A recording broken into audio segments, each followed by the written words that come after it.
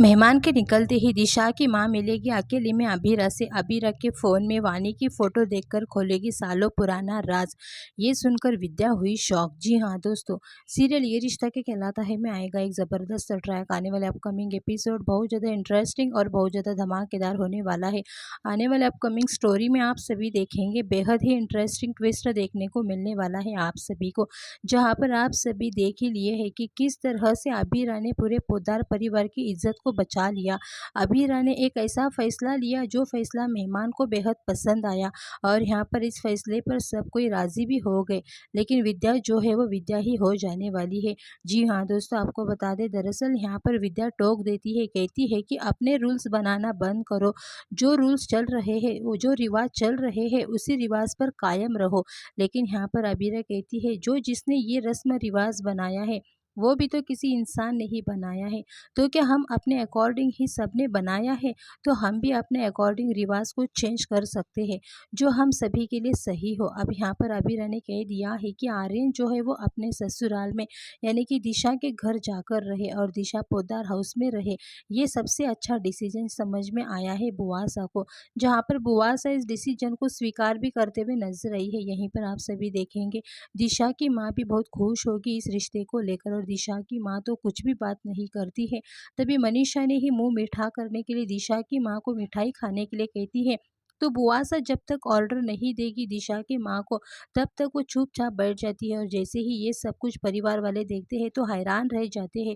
कहानी में बहुत बड़ा ट्विस्ट ये होने वाला है। जैसे ही मेहमान जाने लगेंगे तभी दिशा की माँ अभीरा से काफ़ी प्यार से बातें करती है अकेले में।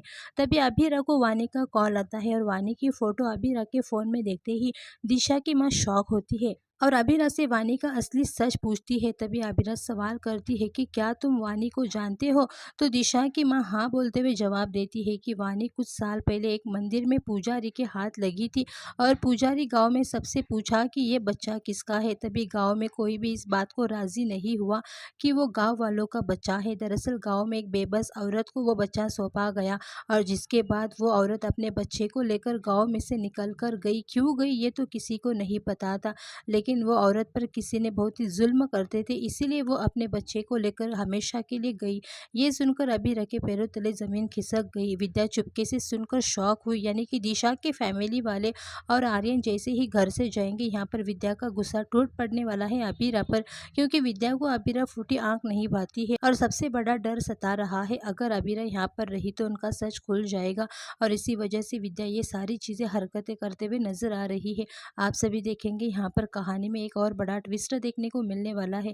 विद्या जो है यहाँ पर अभीरा पर डांट लगाते हुए नजर आएगी और अभीरा पर हाथ उठाते हुए नजर आएगी और कहते हुए नजर आएगी कि तुम किस हक से इस परिवार में रूल्स रेगुलेशन बना रही हो, तुम इस घर की बहू अब नहीं है और तुम मायरा को भूल जाओ और अपनी उस वानी को संभालो।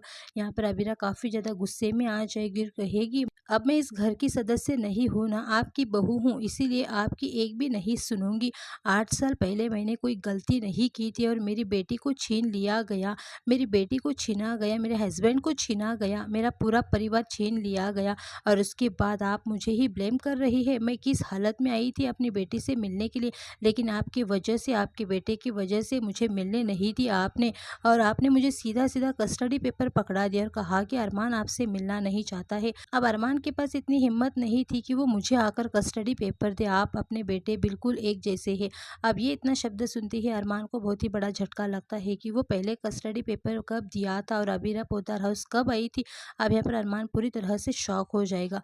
फिलहाल दोस्तों, आप लोग कितने ज़्यादा एक्साइटेड हैं आने वाले अपकमिंग एपिसोड देखने के लिए, अपने राय कमेंट करके ज़रूर बताना।